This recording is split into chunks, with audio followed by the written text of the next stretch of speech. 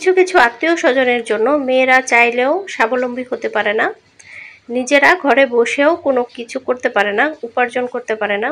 কারণ হচ্ছে ওনারা এমন সব কথা বলবেন, এমনভাবে আপনাকে ডিমোটিভেট করবে, আপনি মুহূর্তের মধ্যেই ডিপ্রেশনে চলে যাবেন, আপনি হতাশাগ্রস্ত হতে বাধ্য ওনাদের এইরকম ধরনের কথাবার্তা। তো আমিও অনেক কথা শুনেছি, অনেক কথা এখনও আমাকে শুনতে হচ্ছে। আর যারা নাকি এইসব কথা কানে না নিবে তারাই কিছু করতে পারবে, আর যারা কথা শুনবে তারা কোনো কিছুই করতে পারবে না।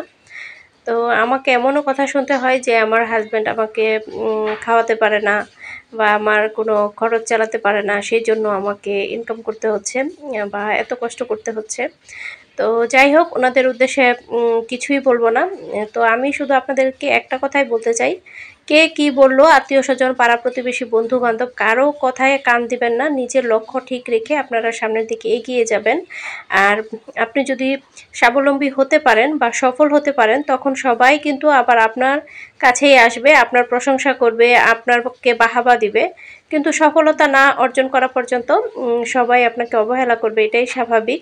একজন মেয়ে পরিবারের সহযোগিতা ছাড়া, তার হাজব্যান্ডের সহযোগিতা ছাড়া, সেটা পড়ালেখাই হোক, বিয়ের পরে বিজনেস হোক বা চাকরি হোক, কোনো কিছুই কিন্তু করা কখনোই সম্ভব না। তো অবশ্যই হাজব্যান্ডের সহযোগিতা লাগবে। হাজব্যান্ডের সহযোগিতা ছাড়া কখনোই আপনারা করতে পারবেন না। অনেক আপুরাই বলেন যে আমাদের তো হাজব্যান্ড চাচ্ছে না আমরা কিছু করি বা আমরা উপার্জন করি। তো আপনারা প্রথমে আপনাদের হাজব্যান্ডকে রাজি করিয়ে করবেন, হাজব্যান্ডের অনুমতি নিয়ে অবশ্যই কাজগুলো করতে হবে, তাছাড়া কখনোই সম্ভব না। তো প্রত্যেকটা জিনিস দেখতে পাচ্ছেন, এগুলো সবই আমার অর্ডারের জিনিসপত্র। তো সবগুলোই আমার হাজব্যান্ড কিন্তু নিয়ে এসেছে। আমি কিন্তু অনেক সময় অনলাইনেও অর্ডার করে দিই, কিন্তু এবার যেহেতু আমাকে রং কিনতে হবে, আমার কেমিক্যাল শেষ হয়ে গিয়েছিল, তো আমার হাজব্যান্ড গিয়ে নিয়ে এসেছে। আমার কৃষ্ণচূড়া একটা কাপড় ড্রেসের ডেলিভারি করতে হবে। তো আমার হাতে একদমই সময় নেই। প্রথমে হচ্ছে একটু অলসতা করে বসেছিলাম, সেজন্যও দেরি হয়ে গেছে কাজটা করতে। আর আমার হাজব্যান্ড যেহেতু ছুটির দিন ছাড়া ও যেতে পারবে না, সেজন্য আরও কাজটা করতে দেরি হয়ে গেছে। তো ও আনার পরে আমি আর দেরি করিনি, আমি সাথে সাথে কাজে বসে পড়েছি। আর হচ্ছে আমি কাজটা মোটামুটি অনেকটাই গুছিয়ে নিয়েছি। গত একটা ভিডিওতে আমি বিছানার চাদর হ্যান্ড পেইন্ট করেছি আর আপনাদের সাথে সেটা শেয়ার করেছি। তো অনেক আপুরাই অনেক অনেক আমাকে কমেন্ট করেছেন, অনেক অনেক প্রশ্ন করেছেন, সবার প্রশ্নের উত্তর দেওয়ার চেষ্টা করব। আর হচ্ছে আপনারা যারা অর্ডার করতে চাচ্ছেন আমার পেজে যোগাযোগ করবেন। আমার পেজের নাম হচ্ছে সিমিস ক্রিয়েশন, আর পেজের লিঙ্কটা আমি আমার ভিডিও ডিসক্রিপশন বক্সে দিয়ে দিব। সেই সাথে আমার হোয়াটসঅ্যাপ ইমো নাম্বারটাও দেওয়া থাকবে, আপনারা ফার্স্ট কমেন্টটাও চেক করবেন, সেখানেও কিন্তু থাকবে। কৃষ্ণচূড়া আলহামদুলিল্লাহ আমার জন্য একটা লাকি বলা যায়। আমার পেজের সবচেয়ে বেশি সেল করেছি আমি কৃষ্ণচূড়া। কৃষ্ণচূড়া প্রথমে আমি একটা ড্রেস করেছিলাম আমার জন্য, সেখান থেকেই হচ্ছে আমার কৃষ্ণচূড়ার কাজ শুরু। আলহামদুলিল্লাহ এখন পর্যন্ত কাজ করে যাচ্ছি, অনেক ডেলিভারি করেছি আলহামদুলিল্লাহ। অনেক কিছু হয়তো আপনাদের সাথে শেয়ার করা হয়নি, একই ভিডিও আর কতই শেয়ার করব, সেজন্য হয়তো বা অনেক সময় শেয়ার করা হয় না। তো যাই হোক, আজকে হচ্ছে আমাকে শাড়ি পাঞ্জাবি ডেলিভারি করতে হবে। তো আমি দ্রুত কাজটা করে নিচ্ছি, আর পাঞ্জাবির কাজটা হচ্ছে আমি অফ ক্যামেরায় করে নিয়েছি। আমি কিভাবে কাজ করি প্রথম থেকে শেষ পর্যন্তই কিন্তু আমি চেষ্টা করি আপনাদের সাথে শেয়ার করার জন্য। এরপরেও হচ্ছে আপনারা জানেন আমি যখন অর্ডার আসে, আপনারা যখন অর্ডার করেন তখনই কিন্তু আমি শাড়ি পাঞ্জাবিগুলো নিয়ে আসি বা অর্ডার করে দিই অনলাইনে। তো সেখানে কিন্তু আমাকে অনেকটা ইনভেস্ট করতে হয়, সেজন্য আমি অ্যাডভান্স না নিয়ে কাজ করি না। অনেকে আছে অ্যাডভান্স না নিয়ে যদি আমি কাজ করি, দেখা যাবে যে ওনারা পরবর্তীতে সেই প্রোডাক্টটা নিতে চায় না। আর আপনাদের জন্য আপনাদের মাপ অনুযায়ী আমি যে ড্রেসটা রেডি করেছি সেই ড্রেসটা আমি কোথায় সেল করব, তখন আমি একদম বিপদে পড়ে যাই। আর আমি যেহেতু ছোট একজন উদ্যোক্তা, তো অনেক বেশি ইনভেস্ট কিন্তু আমি আমার বিজনেসে করিনি বা অনেক কাপড় এনে আমি ঘরেও রাখি না।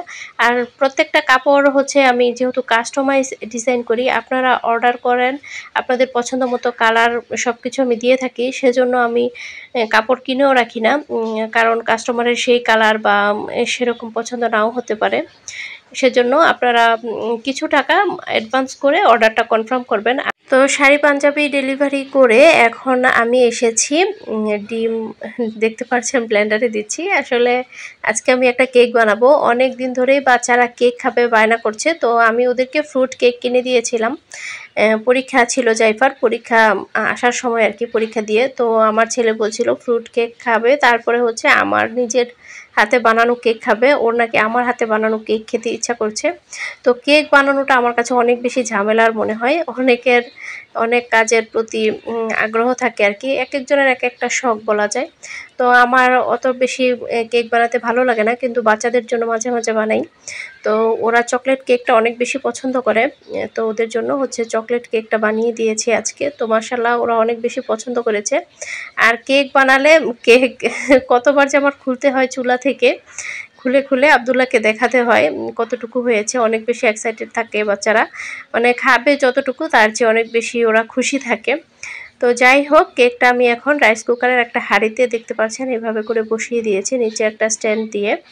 আর এটা এখন আমি ভালোভাবে ঢেকে দিব।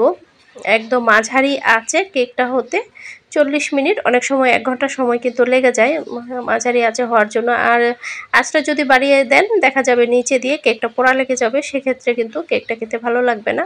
তো কেকের ফাইনাল লুকটা দেখতে পাচ্ছেন। আর এটা খেতে কিন্তু অনেক বেশি মজার ছিল।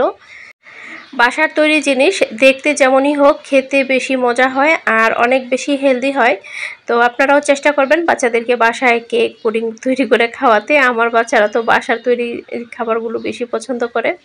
তো যাই হোক, এখন ওরা কেকটা কেটে খেয়েছে, দেখতে পেরেছেন কতটা খুশি ছিল বাচ্চারাও, বাবাকে নিয়ে কেক কেটেছে।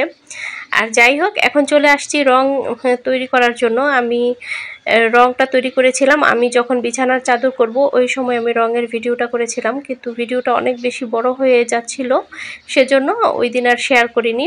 এই অংশটা আজকের ভিডিওতে আমি অ্যাড করে দিলাম।